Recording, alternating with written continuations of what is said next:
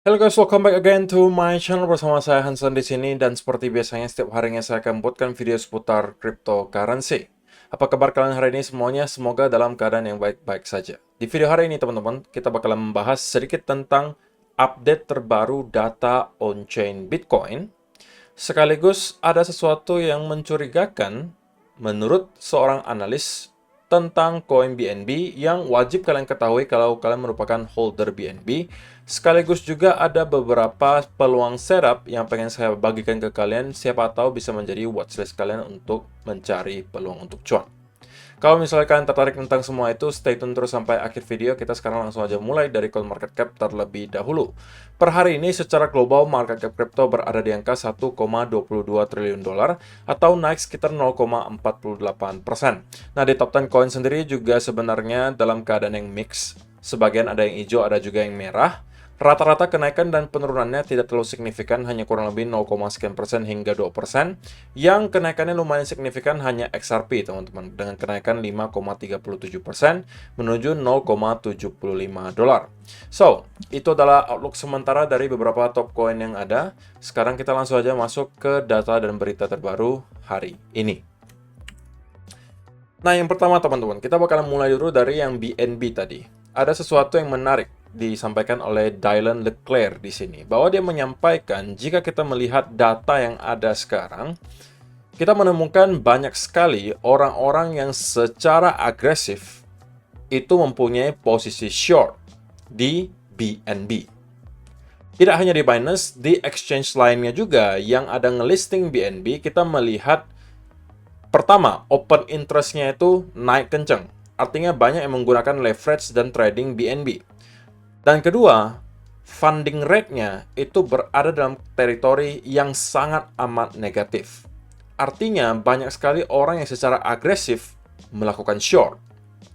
Tidak hanya di Binance, kalau misalnya kalian perhatikan di exchange non-Binance, ini juga kita mendapatkan ada open interest yang meningkat drastis. Padahal kalau misalnya kita bandingkan dengan koin-koin maupun token-token lainnya, tidak ada yang open interest-nya setinggi BNB untuk sekarang. Dan menurut Dylan Leclerc, ini bisa saja para paus yang sudah terlebih dahulu mengetahui sebuah berita buruk, gitu ya, dan kemudian mencoba untuk short terlebih dahulu sebelum beritanya keluar dan kita bisa aja mendapatkan drop di BNB. Kalau menurut dia, personal hunch is that DOG charts arrive shortly and people in the know are positioning accordingly.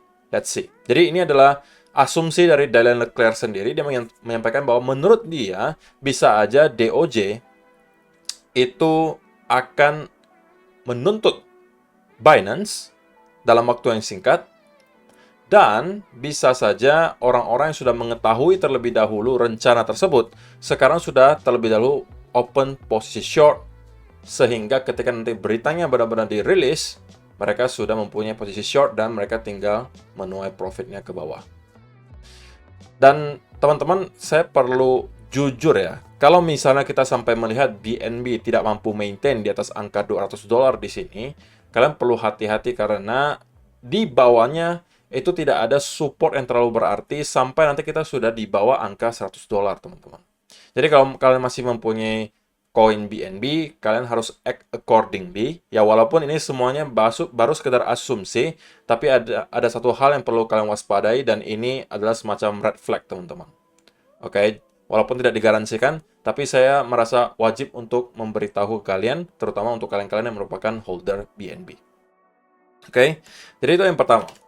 Kemudian yang kedua, teman-teman, kalau kita bicara soal Bitcoin, dari hari ke hari, dari minggu ke minggu, bulan ke bulan, fundamental di Bitcoin terus-menerus membaik. Tidak hanya dari tingkat adopsinya, tetapi kalau kita lihat dari segi demand dan supply-nya, itu juga terus membaik. Artinya apa? Kalau misalnya kita lihat dari sisi supply sekali lagi, untuk sekarang sudah ada sekitar 29,1%. Jadi kita bisa anggap hampir 30%. Sepertiga dari jumlah Bitcoin yang berada di sirkulasi sekarang sudah tidak lagi bergerak selama lebih dari 5 tahun. Dan kalau kalian lihat chartnya di sini, itu terus-menerus mengalami kenaikan, teman-teman. Artinya, banyak sekali atau sepertiga dari orang-orang yang membeli Bitcoin 5 tahun yang lalu, atau sudah lebih dari 5 tahun yang lalu, itu sama sekali tidak tertarik untuk menjual atau bahkan menggerakkan Bitcoin-nya sekalipun. Oke, jadi kita udah punya garansi. Bukan garansi sih, tapi kita bisa mengetahui bahwa berarti sepertiga dari sirkulasi Bitcoin yang ada sekarang itu hampir tidak mungkin bisa diperjualbelikan. Karena sudah lebih dari 5 tahun, itu sudah tidak bergerak sama sekali. Belum lagi kita hitung yang sudah hilang. Gitu kan? Dan sekali lagi, ketika kita melihat hal semacam ini terjadi, di mana hodl waves terus-menerus mengalami kenaikan, yang artinya supply terus-menerus tergerus yang bisa diperjualbelikan, ketika demand kembali start untuk masuk, biasanya itu akan mempercepat kenaikan harga Bitcoin. Tentunya kita juga bakalan lihat dari stok Bitcoin yang berada di exchange, apakah ada perubahan, teman-teman. Jika kalian perhatikan, sampai hari ini pun, dari tahun 2020 hingga sekarang, kita terus mengalami penurunan. Terutama kalau kalian lihat dari bulan April atau Mei hingga sekarang, itu tidak ada sama sekali perlawanan gitu ya. Artinya kita terus mengalami penurunan. Bahkan hanya dalam kurun waktu dari bulan Mei hingga sekarang, kurang lebih berarti 2 bulan, kita mengalami penurunan sebesar hampir 200.000 Bitcoin. Dari yang awalnya 2.233, sekarang menjadi 2.077.000 Bitcoin. Dan ini adalah penurunan yang cukup drastis, teman-teman. Hanya dalam kurun waktu 2 bulan saja. Sekali lagi, kalau misalnya kita terus-menerus mengalami hal semacam ini, maka kita bisa expect untuk di tahun depan, 2024, menjelang nanti juga halving, bisa saja stok Bitcoin yang berada di dalam exchange tidak lagi berada di atas 2 juta Bitcoin, tapi sudah mungkin di bawah 2 juta Bitcoin. Oke, dan so far so good dari segi data on-chain. Jadi sudah ada 2 yang kita bahas. Pertama dari BNB tadi. Oke, kalian perlu waspada. Yang kedua data on-chain juga udah kita bahas. Dan yang terakhir saya pengen kasih ke teman-teman beberapa peluang setup gitu. Mungkin kalian merasa kok, kalau misalnya kok sekarang di Bitcoin tidak pengen membuka atau tidak mencari setup karena lagi sideways, lalu ngapain kok sebagai seorang traders? Nah, saya udah sering sampaikan ini, tapi mungkin masih sebagian orang tidak tahu ya. Tapi saya tidak hanya trading di kripto, teman-teman. Tapi juga ada di forex, saham, dan lain sebagainya. Nah, kalau misalnya sekali lagi kalian merupakan seorang traders dan terlalu terpaku ke kripto saja, maka kalian bisa aja mati kebosanan kalau misalnya sewaktu-waktu kripto itu berbulan-bulan sideways. Kecuali kalian scalper ya. Kalau kalian kalau kalian swinger atau yang lebih dominan swing trader, itu kalian kemungkinan bakalan bosan kalau misalnya berbulan-bulan Bitcoin itu sideways. Maka saya selalu sarankan coba deh kalian juga trading di aset kelas lainnya. Contohnya misalnya di indeks seperti dolar indeks di sini. Yang kemarin kita sudah tahu bahwa ada setup di sini yang bisa menghasilkan sell setup. Kalau kalian sell di sini, kalian bisa mendapatkan cuan yang harusnya sudah sangat amat banyak gitu, teman-teman. Kalau kalian masih sempat hold sampai sekarang. Nah, untuk sekarang saya merasa dolar indeks itu harusnya bakalan mendapatkan sedikit pullback, dan bagi saya itu akan kembali menjadi sebuah peluang, teman-teman. Terlebih lagi kalau misalnya kenaikan tersebut itu bentuknya seperti bearish continuation pattern. Kalau ini yang kita lihat, maka ini lagi-lagi bisa menjadi peluang bagi kalian untuk mendapatkan semacam cuan, teman-teman. Oke, kalau kalian bosan hanya dolar indeks saja, bagi saya juga ada beberapa. Di antaranya yang sedang saya perhatikan adalah pound yen, teman-teman. Karena di sini kita mendapatkan ada semacam sell off yang lumayan kencang. Kemudian disertai sekarang ada konsolidasi yang sebenarnya kalau kita zoom out, kita berpotensi membentuk beberapa pattern, teman-teman. Bisa aja ini adalah staple top. Ini juga bisa head and shoulder, which is keduanya merupakan pattern reversal di pound yen. Maka bagi saya kalau misalnya kita sampai mampu jebol di bawah area trendline yang sekarang tercipta, itu bisa menghasilkan semacam sell setup. Jadi kalau tadi di indeks, kali ini di forex. Nah, pertanyaannya, kok kalau misalnya mau saya trading di forex dan juga indeks, tradingnya di mana? Pilihannya ada beberapa. Biasanya saya sempat mention, dan kalau misalnya kalian belum punya juga, kalian mungkin bisa coba di XM. Ini juga adalah salah satu platform yang saya pakai untuk trading. Dan di sini kebetulan dengan kerjasama saya dengan XM, ada event di mana teman-teman bisa mendapatkan bonus deposit hingga $5.000 atau kurang lebih 75 juta rupiah. Caranya sesimpel, teman-teman kalau misalnya melakukan deposit, itu kalian bisa langsung klaim di sini. Dan ini klaimnya tidak hanya sekali ya teman-teman, pokoknya sampai habis. Sekali lagi, kalau misalnya teman-teman ambil yang 50% bonus di sini, kan di sini ada tersisa jatah $500 untuk kalian. Kalau misalnya kalian langsung deposit $1.000 dan ambil yang di sini, berarti jatah di sini sudah langsung habis. Tapi kalau misalnya pertama kali deposit, kalian hanya deposit katakanlah $100, berarti 50% dari $100 itu kan $50. Berarti yang terkurang di sini hanya $50. Dan masih ada sisa 450 untuk kalian bisa klaim. Jadi kalian bisa klaim sampai habis ini $5.000 untuk trading bonus. Selain itu, mereka juga lagi ngadakan event di mana teman-teman akan bisa memenangkan motor Ninja, sekaligus juga tiket MotoGP. Hanya dengan, ini syaratnya ya teman-teman, kalian bisa mendaftar.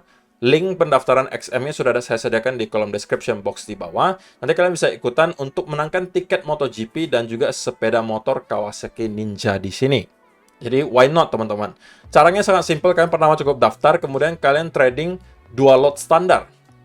Lalu kalian bisa dapatkan 1 tiket untuk diundi. Nah, kalau misalnya kalian sering banget tradingnya, setiap 1 lot tambahan itu ada 1 tiket ekstra untuk kalian. Dan tidak terbatas kalian bisa mendapatkan berapa tiket.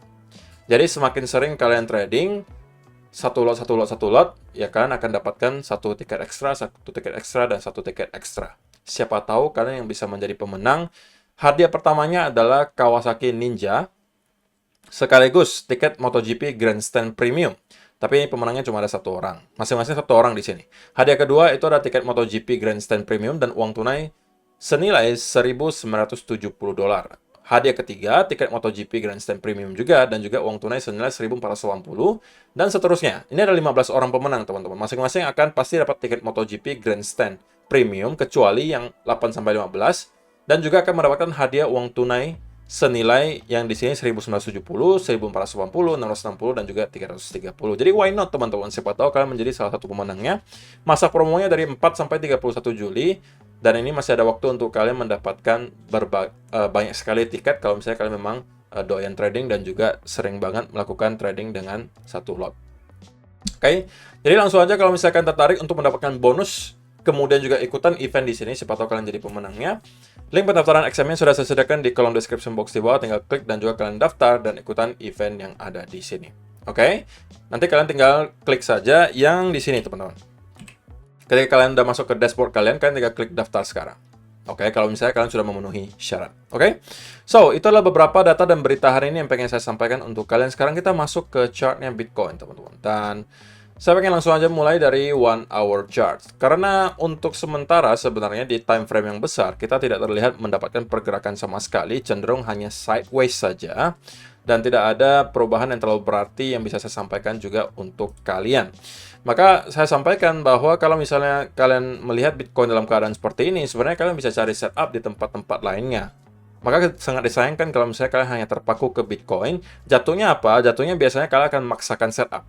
Karena kadang-kadang trader itu kan pengennya setiap hari gitu ya masuk ke market. Dan kalau misalnya nggak ada setup, kadang-kadang maksa sampai ada gitu.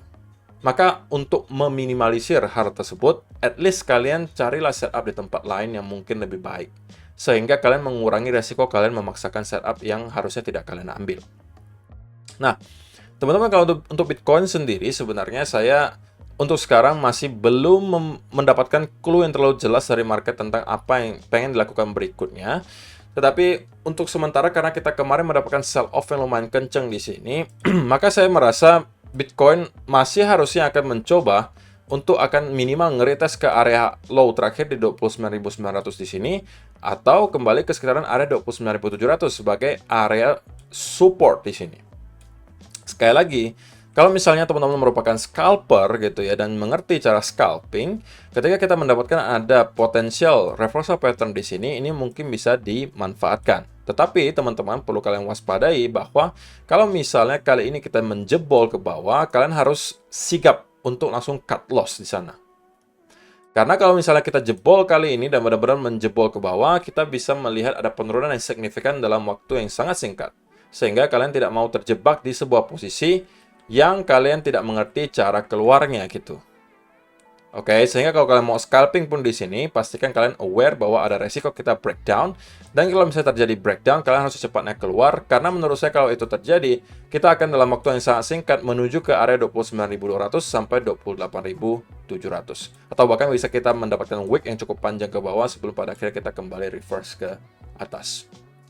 Sekali lagi, ini bagi saya adalah senario yang masih probability-nya cukup tinggi untuk terjadi di Bitcoin sekarang.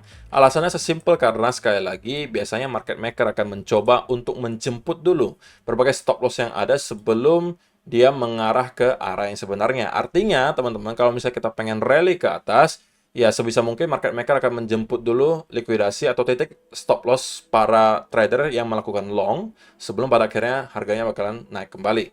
Maka tidak ada spot yang menurut saya lebih baik daripada market maker yang mendorong ke sekitaran area di sini. Karena sekali lagi bagi saya orang-orang buy di sekitaran di sini itu stop loss-nya rata-rata akan berada di area di sekitaran ini. Oke, jadi insentifnya cukup besar bagi market maker untuk mencoba mendorong harga ke area tersebut. Dan saya pribadi sekali lagi akan mencoba untuk mencari peluang untuk buy di sekitaran area range di sini. Oke, nah untuk invalidasinya adalah jika teman-teman kita mendapatkan ada push dari sini atau rally disertai ada bullish continuation pattern yang jelas. Saya mau melihat rally-nya itu kenceng ya teman-teman, disertai dengan momentum, contohnya seperti ini, contohnya seperti ini. Saya nggak mau yang modelnya letoy gitu. Jadi maunya ada momentum disertai bullish continuation. Nah, kalau ini yang terjadi, ini mungkin saya akan langsung juga mengambil posisi untuk long. Tapi sebelum itu, saya akan nunggu di area di sini untuk mencari setup. Kalau misalnya kalian nekat untuk trading di sekitaran area channel di sini, maka kalian juga harus menunggu kedua area ini bagi saya. Antara kita menyentuh ke bawah ini atau kembali ke atas untuk mencari peluang setup. Karena kalau kalian berada di pertengahan seperti ini dan kalian memaksakan setup, kalian bisa mendapatkan setup dengan risk and reward yang tidak terlalu memadai. Tetapi untuk short term saya rasa Bitcoin akan mencoba untuk dapat nge-retest kembali ke sekitaran area 29.900 di sini atau bahkan ke sekitaran 29.800. Sebelum dari sini kita harus lihat lagi apakah ada reaksi dari para bulls ataukah pada akhirnya kita akan menjebol ke bawah dari area channel di sini. Oke, so itu aja untuk video hari ini. Terima kasih untuk kalian yang sudah menonton sampai selesai. See you in the next video. Bye.